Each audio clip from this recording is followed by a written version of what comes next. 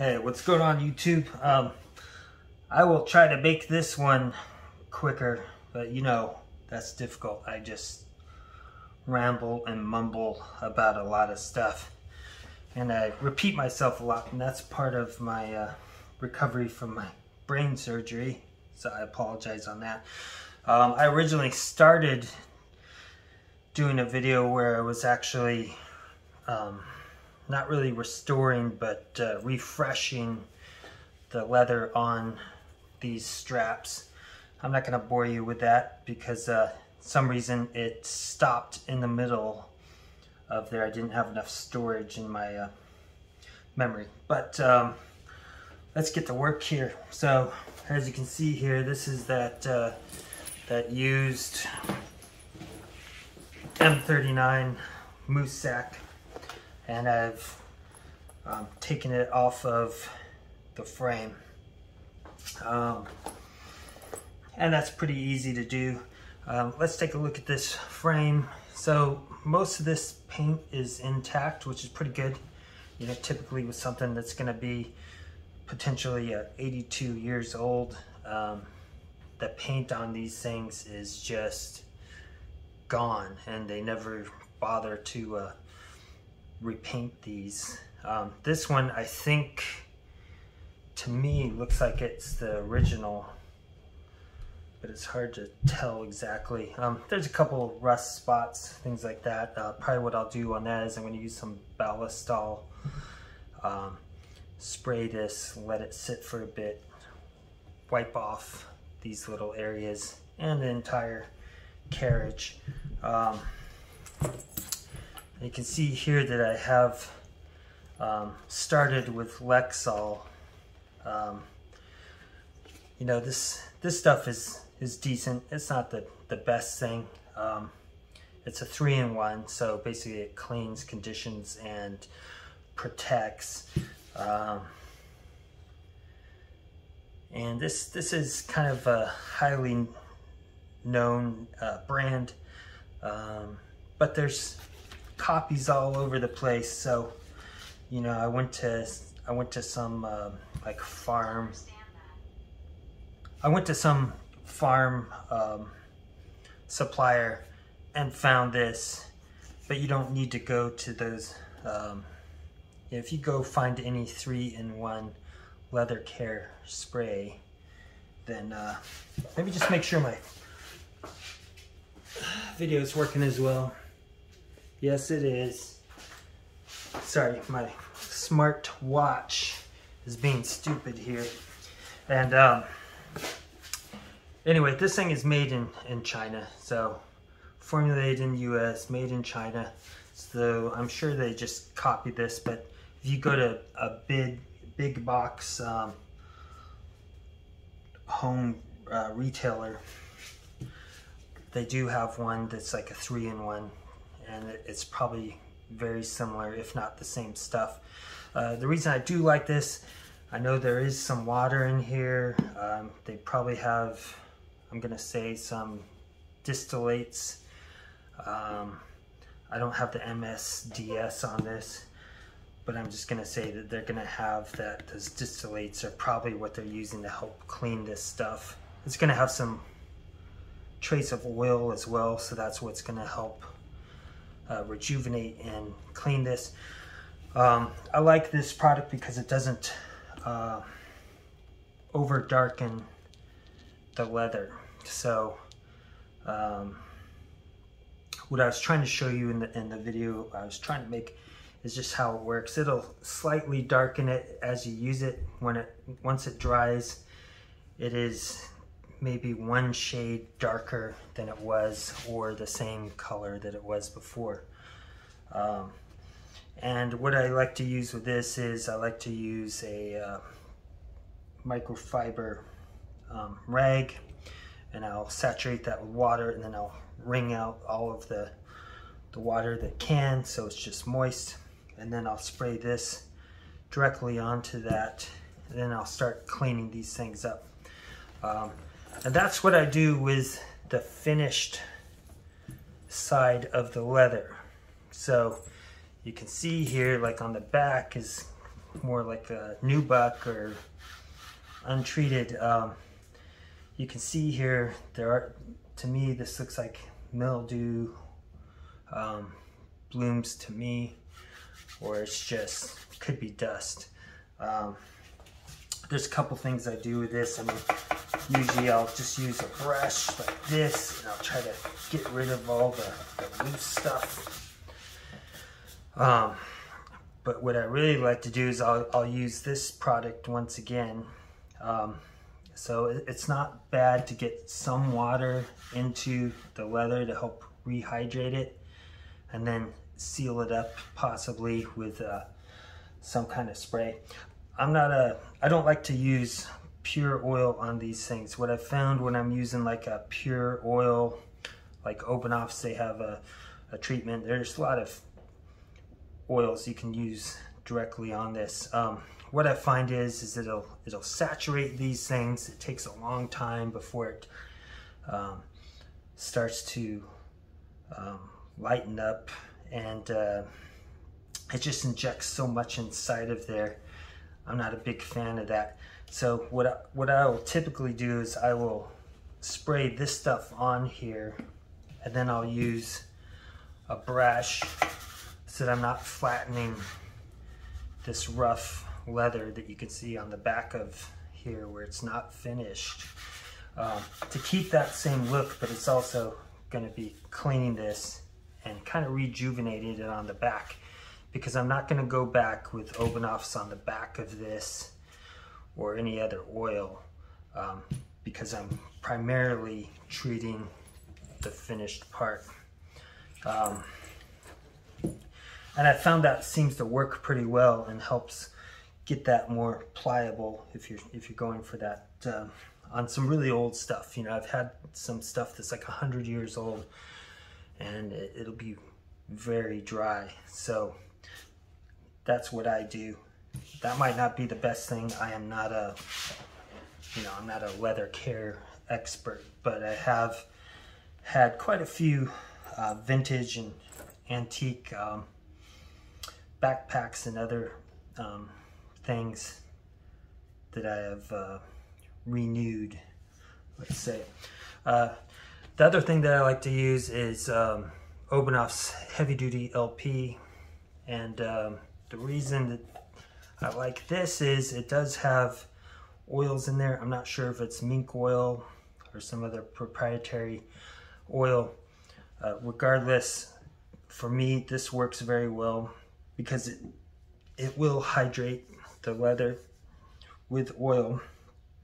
And I have not treated this yet, but what I find is that this product, and they don't give me this for free, so I'm not doing this as a commercial or gaining any money from it. This is just for you.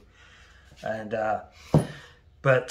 this is what I do. But basically I will just heat this up simply by rubbing it into my fingers. I don't use gloves or anything like that. And then I'm gonna apply it onto here, and you'll see that it is going to darken it slightly as you do it, but it's not going to overdo it. If you use pure oil directly on this, this thing is going to darken significantly, and you may not get back to the base color.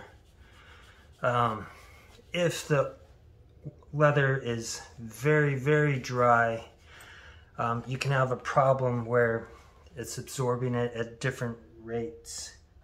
What's a good example? So let's take a look right here. You see how this is mottled on here? It's got a mottled color, so you got darker and lighter areas. To me, this looks more from storage and wear than it being dried out, but this is an old set, obviously. And typically, like on this one, I'm gonna attack it by applying it as fast as I can uniformly. On really dry leather, you'll see that even after you've done this and you've given it some time to absorb and things like that, you might have that mottled colors on the thing. So if I'm aware that the leather is very dry, that's why I use this. This will help hydrate it. And then I put the LP on here, and I'll try to do the entire strap all the way. So these straps are in pretty good condition. There's not a lot of wear that I can see. And so I'm not doing the entire strap right away. This is just a demonstration here. Once again, on the back of the leather, I'm probably gonna just spray this on there, use my little brush, and then just let it absorb and evaporate, since there is water in here. And let's take a look. So you can see here where I've done work on this side for the protector for the bag. You know, this is just, I'm assuming this is leather, but I'm not 100% sure. But I still use this product over here, and I really haven't done it on this side. So you can see how this has cleaned this up, and I haven't used anything else on this thing. As far as canvas goes, usually this looks in pretty good condition. I think I'm just gonna leave it at brushing this, see what I can get out of it. I made the mistake of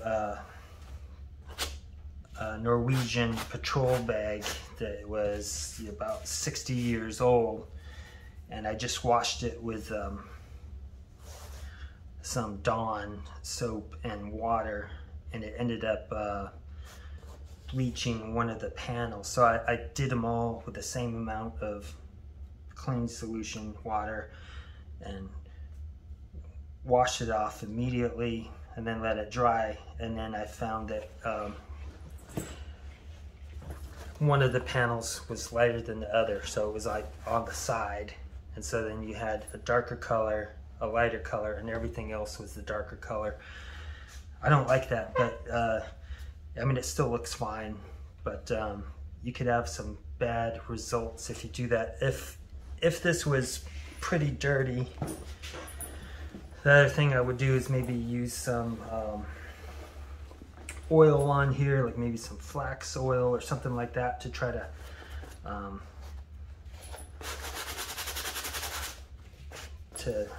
reinvigorate this canvas, and then I would wash it that way. This one, I don't think I'm going to do that, honestly, because it's pretty clean. I don't see a lot of staining. I mean, there's some minor stuff. It's not a big deal on this. So let's take a look here at these brass fittings here. So you got all these grommets. Now, what's interesting about this one, and I haven't seen it, most of these rucksacks that I see for sale usually don't have, not that I've noticed, a leather cordage. So obviously this is leather. I think this is how they originally were, but I'm not sure. This is the first one of these that I've owned and touched. So I'm thinking that maybe this is what they originally used.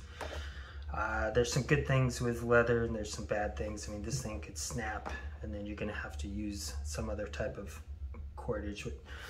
Most of the ones that I've seen, it's either some new, nylon or cotton cordage they're using instead of whatever the original material was.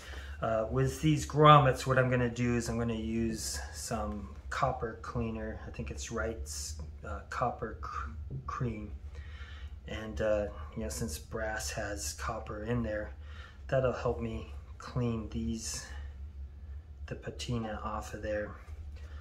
This patina makes it very rough, and that's one reason that I want to try to clean this up, because otherwise this could actually make this thing snap, as that rough edge on there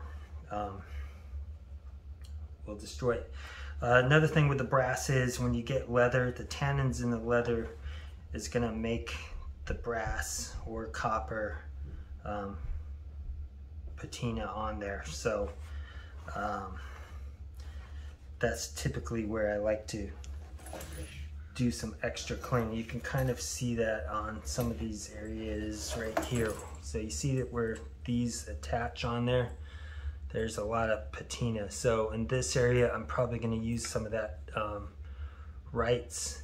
I'm going to try to use like a plastic scraper, see if I can pop most of this stuff off, and then try to clean here delicately, because Rights will dissolve this, and I've made a mistake before where some of that patina then gets into the leather, and then it gets problematic to clean that up.